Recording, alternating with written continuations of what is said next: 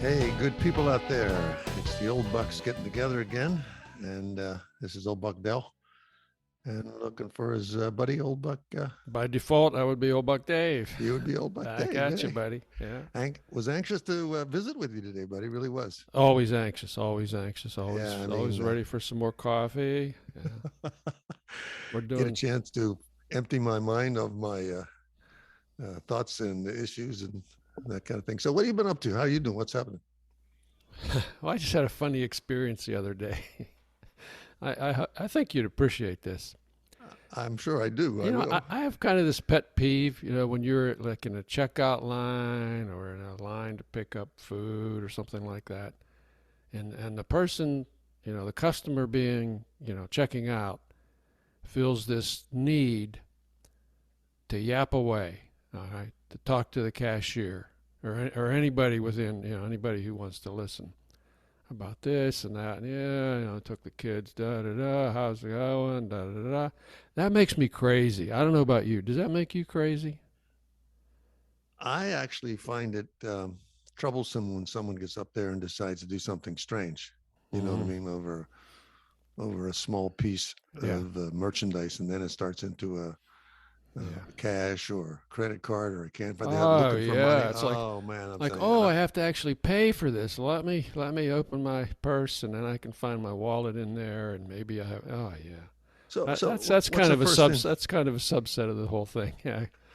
What's the first thing that goes through your mind when I see that? I'm thinking, I picked the wrong line. I always pick the wrong line, man. I know. I yeah, stutter to myself and say, let me tell you what happened. I've got. okay, what happened? I've What got. So we were at the Euro store the other day. It's a food store and it's run by a Ukrainian woman. Okay, so we got the Ukrainian connection going on here again. So there are two lines. This woman's running one checkout line, and the other, and a fella. I don't know if it's her husband. I don't know. He's running the other checkout line. They're long lines. It's a small store, and the woman who's the customer who's checking out with the guy is just yapping on and on and on about just senseless stuff. You know, and the guy's kind of nodding his head. He's not really engaging her, but she's not taking a hint. So finally, the woman who's clearly the owner of the store, this Ukrainian woman, she yells over, she says, "Nobody wants to hear your life story. People waiting in line." It was wonderful. She's my new. I wanted to hug her and squeeze her. That was so great. But what I had to do is I had to like step behind the aisle, and just because I was just dying. Trying to keep it in, huh? Oh man, I thought, oh God, this is the way it should be. So But there's a lot of cases like that. I mean, of course, this is a small shop and they can get away with it, but some of the some of the other ones, it becomes a sort of a psychiatric event. You know what I mean? And you're thinking, this person literally is. this person needs therapy. He wants to talk to the checkout guy. Yeah. Oh gosh. But oh yeah, that kind of really made my day. I thought that was terrific. Well, I think everybody can relate to that. Everybody likes to just sort of go straight at it. Find me the one that's open. I'll stand in line. And then, just let me just get on out of here the way things are. And inevitably, when I get up near the end of the conveyor belt, Mm-hmm. and then the lady or somebody takes out that sign, it says, "This all closed." Go somewhere else. Yeah. And away we go. So, Anyway, we go. Yeah. Hey, I got. Speaking of Ukraine, actually, I've got another little tidbit. Nothing new on the family. All good there, or all unchanged there, as it is. But last week, if you recall, I mentioned that my wife went there to make pierogies with the Ukrainians. Remember that? Okay. So anyway, so we got a letter from one of our loyal Moscow listeners, and he said my pronunciation of, and I'm going to say pierogi or pierogi. He said your pronunciation was so bad. He didn't know what I meant at first. I knew what you meant. You knew what I meant. You're I know exactly what you another meant, dumb but American. But that didn't sound like a Russian word to me. I just thought that so was Polish. I apologize to anybody that I butchered that to. Yeah.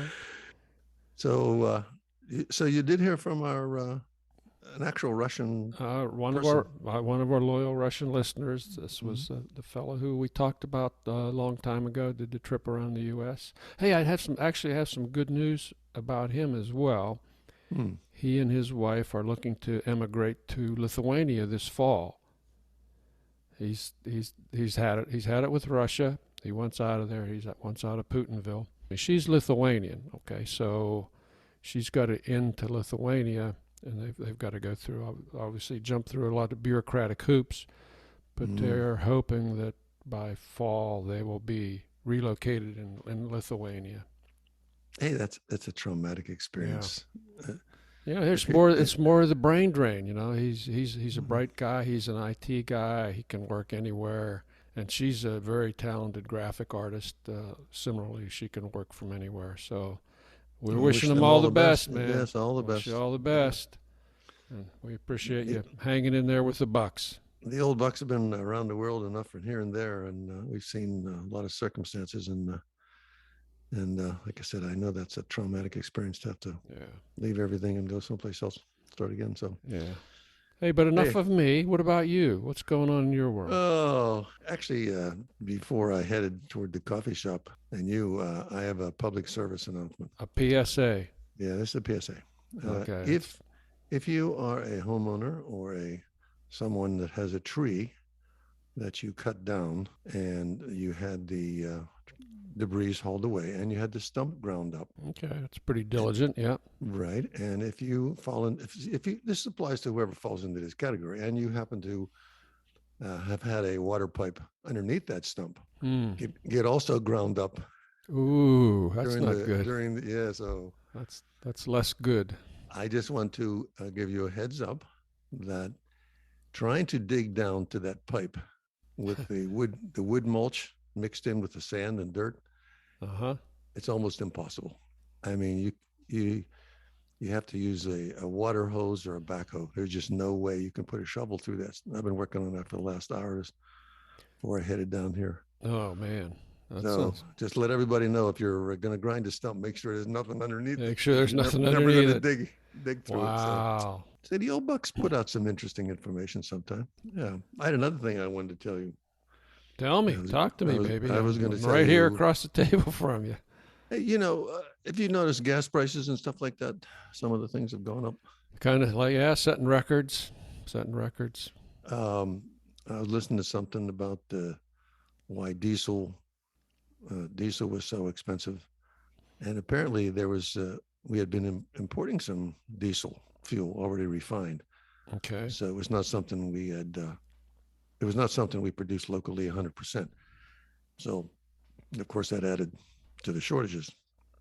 However, that's not the point of my story. Is we know that exists, that situation exists. But is anybody out there who might happen to take public transport other than me noticed that the public transport basically was still the usual suspects?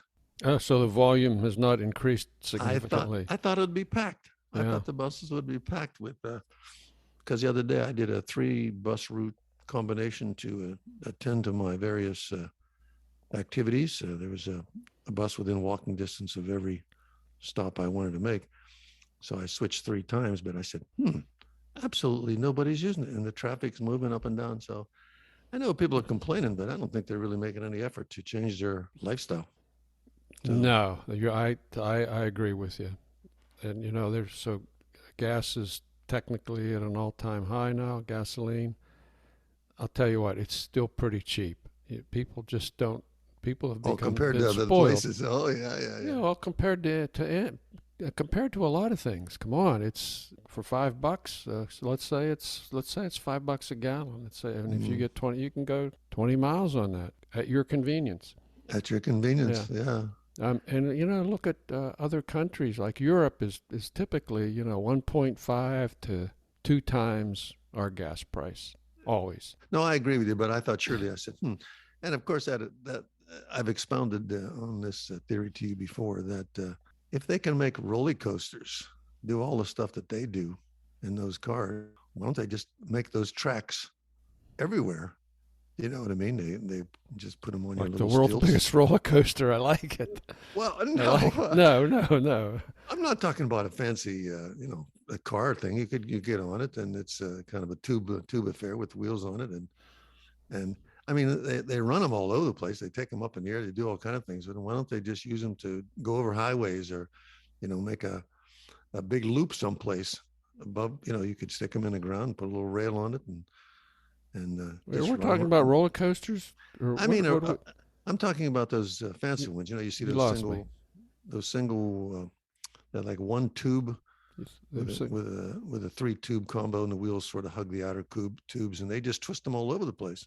Oh, you mean the metal, The metal metal one, yeah, coasters? yeah, the So we metal are talking coasters. about roller coasters. So Well, that's an old okay. term from Kennywood, Oh yeah. but you know Canada. what I mean. I'm thinking, geez, they stick those things up periodically in these theme parks, and they run them up in the air. Why the hell don't they just run them out to the parking lot? Would make your morning commute more interesting as well. Yeah. I think it would be. I mean, they don't have to make it a thrill ride, but they could certainly make it. They could certainly make it. I don't know, You're maybe always thinking. gravity driven. You're always thinking. I'm not in charge. That's why this stuff doesn't That's exist. why you're not in charge. If I were king, I would make If these you were things work. king. If Yeah. you were king. Hey, I saw a letter from you about a book. What's that about? Oh yeah, we got a. We had asked our listeners if they had any books to recommend, and we got a reply from one of our listeners here. Let me That's find great. this here. This is Vintage Vixen Lily. And let me read this to you. It says, well, you've seen it, obviously, But but we'll let I don't everybody have else it. hear it. I didn't have it in front of me. I'm going to write Okay. the book name down. It says, inspired by your interest in books, may I recommend Becoming Duchess Goldblatt. Yeah, that's it. Okay. This is a memoir by Duchess Goldblatt, an anonymous writer. And she includes a little blurb from the Washington Post. The Washington Post says, quote, Duchess Goldblatt, to her uninformed and most disloyal subjects, is an 81-year-old purveyor of infinite wisdom delivered in pithy cones. A world-class sexpot and cultural icon, mother of Hacienda, the daughter serving a life sentence in a Mexican prison for unspecified crimes against humanity, and best-selling author of An Axe to Grind, Feasting on the Carcasses of My Enemies, a love story, and What was the other book? Not If I Kill You Not First. If I Kill You First. Not If I Kill. Did It's I laugh over that? a Yeah. heartwarming meditation on mothers and daughters. She resembles Franz Hall's 1633 portrait of an elderly. She lives in Twitter sphere. So, and Lily went on to describe how the author came up with the name Duchess Goldblatt. So this apparently is some kind of quasi. I don't know how much of it is serious, but it is a memoir. That stuff appeals to me. That kind Mhm. of sense of humor. So the author took the name of her first pet in the last name of a friend's mother, and that's how she came up with the anonymous. Goldblatt. Yeah, Duchess Goldblatt. Hey, So I like stuff like this. I Yeah. like stuff like this. I wish any listener that has a thought like this, definitely send it in to buckstwoold@gmail. I think that's good. I'm gonna look this up. Yeah, You know, I believe I find a lot of stuff this way. Becoming Duchess Goldblatt. Check it Yeah. out, folks. I'm actually Recommend. going to look for the one Yeah. that might, if I didn't kill Yeah. you first. Speaking of this speaking of the way the author came up with the name, that's very similar to the way people get their porn names. Oh, Of course, your porn name is it's your first pet and your mother's maiden name. so go ahead. You're not you So I'd be reel me in. I'll tell you mine if you tell me yours. I don't have. My mind is not even. Your mother has a maiden. maiden name and you had a pet, right? Yeah. Okay. Well, I have to think. I I'd have be to King Strahowski, baby. Ukrainian all the way. That would be my porn name. I have no intention of going into that business for a lot of reasons. So Yeah. so segueing to something completely different. Something completely different. Tell me about it. Thanks for sending that book thing, and I'll check that out. I was moving around the old household, and I discovered that there the things are starting to encroach on my space again. And you're to ask me what things. Things, living things, or No, you're supposed to ask me what things. what things?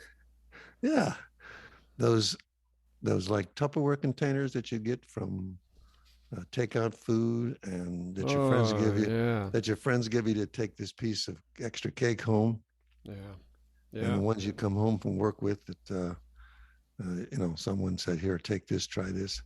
So I hate that. I hate all those things. I know. I I hate them like too. Okay, so the plastic containers that I have are all have a lid. They're all color coded, and I can easily use them. But I noticed the drawer full of them wasn't there wasn't many in there.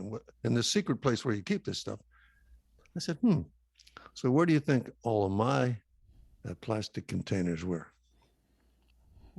Under the bed? I don't know. No, In the kitchen, right? they are in the fridge, In the fridge, loaded with stuff, not loaded with stuff, growing green like stuff. a spoonful of this, Oh a half yeah, of that, right. Yeah, one of those, yeah. that kind of thing. I'll get to this later. It's another And symptom of our decaying civilization. so I started hyperventilating, and I said, "Here we go again. Here's all the." So Mm-hmm. I mean, I started putting them in the recycle A again. I said, purge, a purge, a purge. I started a purge. Yeah, I mean, that gets out of hand. yeah. Here's the sad thing: you did your best. You put them in the recycle bin, right? That Yeah. stuff does not work in recycling. Oh, really? It really, Oh, really? it does not get recycled. It's Oh, my. garbage grade plastic. My whole Most of that just will end up in a landfill anyway. my mind just exploded. Here, I thought I was You were doing your best. You were doing your best. accomplishing two things at the That's same the time. sad fact. Yeah, I know. I So do see that some places are finally going back to using paper containers for takeout and that sort of thing, and I certainly applaud that effort. I'll be darned. But boy, yeah, there's just way too much plastic being generated. See, I was feeling good about the whole purge thing for a second there until you told me that stuff all gets thrown in the. All right, I just made that up. It all gets 100% recycled. I actually believe you. I actually believe you. I think that's the real. But anyhow, I did that, and I laugh when that happens. It happens about once a year. I see that where it just starts piling up. I don't know where the lids are, and I said, "What does this fit? What's that for?" Or I come home from a restaurant that happens to give you a nice takeaway container from the the 6-pound plate of spaghetti that you got or something. And I say, well, I could. This is America, buddy. Yeah, I never can eat it all. So anyhow, that's my story about That's your story. that. And it's got to be people out there that can relate to that. I mean, they need to take a look at that. I hope you're not No, putting that stuff in the microwave, by the way. no, we've already discussed that. I think we did a PR response on we that. did a PSA on that some time ago, as I recall. Yeah. I had another question for you. In fact, I was just looking at my little note that I made when I saw you to ask you. If suddenly when you see some of these disaster things on the news, like you see what happens to a house in a tornado, right? In fact, what firsthand what that looks like. My son experienced that. Yeah. Okay, so that's like a lot of damage, but stuff is mostly there, right? Okay. Yeah.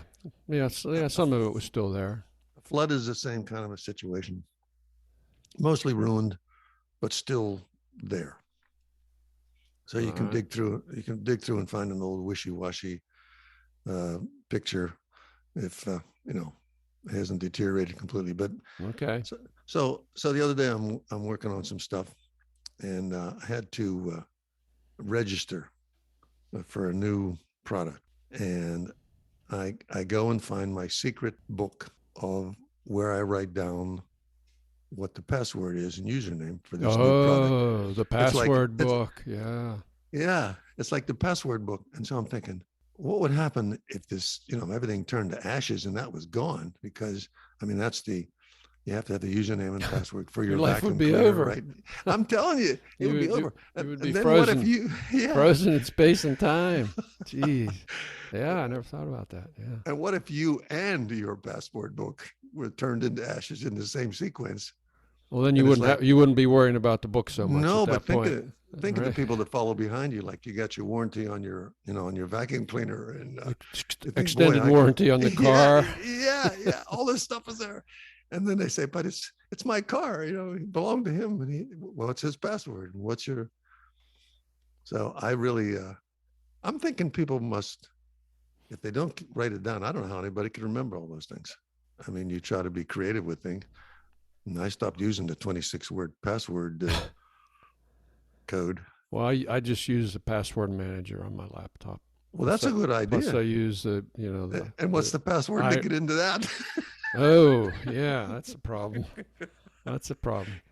I Hey, can use my eyeball and my fingerprint to get into it. No, but I'm saying, what if you happen to lose that? Lose Both of my those things? eyeball. No, what if you're going on the laptop and your estate is trying to sort that out?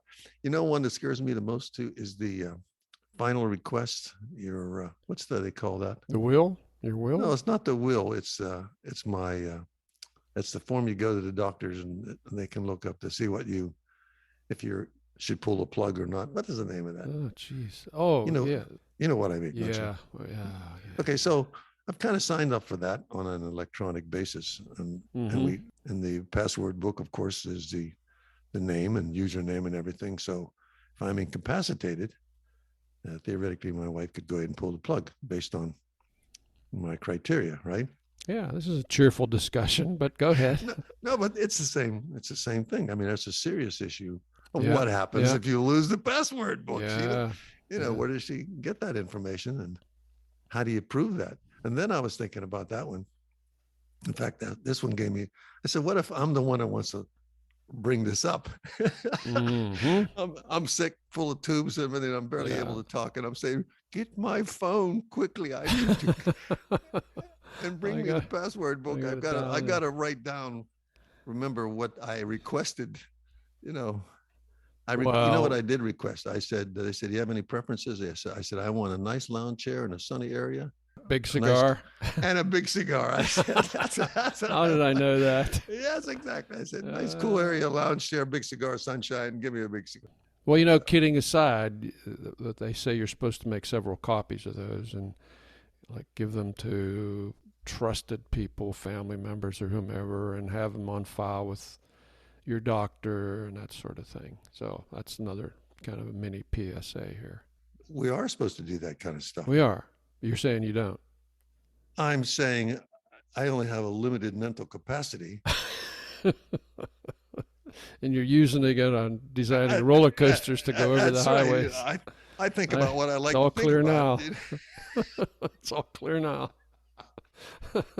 I had to read the instructions on sticking a sticker to the window of my car 4 times before I could read it. And it was only one line, you know what I mean? So you're making a lot of assumptions here that some of the old buck and the old buck kingdom or the vintage vixens are all really that clever to read the fine print. Yeah, I don't think that happens. Yeah. Moving right along. You know what happened to me in regard, in kind of along the same vein, actually. I just remembered that. We got a new license plate for our car. I called the state and I said, what's wrong with my old license plate? They said, well, every 10 years we got to send you a new license plate. I said, whether I want it or not? Yep, whether you want it or not. So I put it on my car. And of course, I have the Easy Pass thing. Yeah, Sun Pass. And we just got a thing in the mail yesterday. It said, you owe us, $27,000 for, going dodging through, the toll booth. Dodging the toll booth with you got the wrong. The car doesn't match the license plate that's on the picture here. I mean, it was like, I don't know, $6 or $8 or something. I know what you mean. And then they send you a bogus account number. All right, so my wife and I are both trying to figure out how to get into this Easy Pass account. And go to your passport. Yeah, go to your book. Use your name. My wife does have. She's like you. She's got a passbook. Okay, none didn't work. Didn't work. And then finally, I thought, well, let me try it on my computer. She had set this all up. Okay. Ah, So she does all the hard stuff like that. yeah, it's good to have backup. It is good. She's not backup. I'm the backup. She's primary. Yeah. So I just thought, well, look, let me check out, pull this website up, and ask for a password, and I gave it a thumbprint, and boom, there it all was. But it was all there. She had set it up under my name and my email address, I guess. I'm telling you. Yeah, I'm telling you. and it still took. It was crazy. You had to jump through all kind of hoops to get the password changed, and then they dinged our account and gave us some credit. I don't know if it's for sure gonna work. How much time did you spend on this? Way too much. That's the problem. She called them a couple times, and when you call, they tell you what the waiting time is. She said the first time I called, they said the waiting time was 167 minutes. There you go. 106. She said, so I hung up. I called back later. The waiting time is 182 minutes. How do you do that? How do you get a hold of a real person? Well, this is, to what you were talking I told you about. Yeah, I've been week. complaining about this. Same old stuff. Do not talk to a real person anymore. They really want you to do it online. So I think we figured it out. But think about those circumstances. If you're not the computer wizard, don't have the time all day to do that. Sure, I mean, like it can be you have totally, a job. It can be totally just Totally. So I'm not even going to say it. I mean? Well, speaking of that, I got another sad put a little story more whiskey here. in my coffee. I got another sad story here. It's a similar thing. This podcast is never going to end. Yeah. My iPhone quit ringing. Really? I stopped getting incoming calls, and I started getting voicemails. I checked. In 2 days I had 23 missed calls, and I must have had 6 or 8 voicemails, something like that. What's this all about? Now your calls come through because you call me on WhatsApp. So yeah, they were fine. So I called Apple. You actually got through to somebody? Well, first time I got put on hold. After you got to go through this robo gauntlet of 17 menus, but then I got put on hold. But it was like less than 10 minutes, so that's not bad. Okay. Not bad. So this woman goes through all my settings on my phone. I give her the authority to look at my screens and that sort of thing.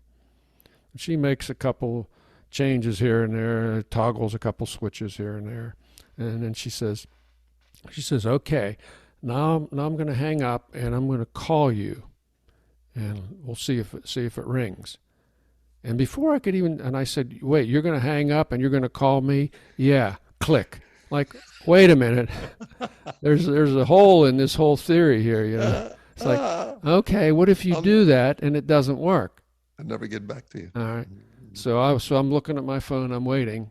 Nothing's ringing. And then all of a sudden, missed call shows up in red. Missed call. Like, all right. Clearly, it's not working. Whatever she did not fix it. Now, how do I stop this? How do I stop this? Now you're in limbo. You might as well. Yeah. Well, okay. So I've got the number that she called me from. So I thought, well, I'll just call that number. You call that number and you get a recording. It says, "This is an Apple outgoing line only. You cannot call into this number." There you go. All right. And by the time that I was done reading this or listening to this message, 2 more missed calls from her had shown up. There's no way to get back to her. All right. No way. So what do? What does he do? I start it all over again. I call Apple again and start the whole process. So this time the wait was like 20 minutes, all right? So I get another woman, Grace. I'll give her name because that's probably not her real name anyway. But I explained the whole thing, and she said, well, let me go back and read the notes of the first call. All right, she says, I'm going to put you on hold. I go, oh, no. Oh, no. So she put me on hold. And it was probably another 10 minutes or so. She comes back and she does the whole, kind of goes through the same thing again, although she says, I have a do not disturb set from 10 p.m. to 7 a.m. All right. Yes. And that's to prevent me from. That's to prevent you. Yeah. That's all for me because that's all for you. Yes. But there was another setting there. It said, do not disturb 9 to 5, 9 a.m. to 5 p.m. Now, it was not turned on. It must have been like a default one in there if you want to use that. Mm.